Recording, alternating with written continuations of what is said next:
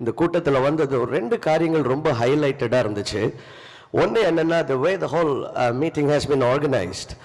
எந்த ஒரு கூட்டத்தில் போனாலும் அந்த கூட்டத்தின் ஒருங்கிணைப்பை வைத்து அந்த தலைவருடைய தலைமைத்துவ திறனையும் அவருடைய தனிப்பட்ட ஒழுக்கத்தையும் நாம் கண்டுகொள்ள முடியும். Because the leadership reflection everything that is gown all the way to the bottom.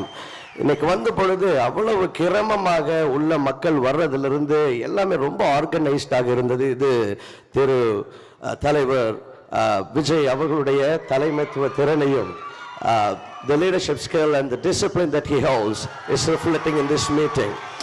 ரெண்டாவது ரொம்ப ஹைலைட்டடாக இருந்தது. அவர் இன்னைக்கு வந்து ஒரு நிமிஷத்தில் எல்லாருக்கும் வாழ்த்து சொல்லியிருக்கலாம், மேடையில் இருக்கிற எல்லாருக்கும் வணக்கம் அப்படின்னு.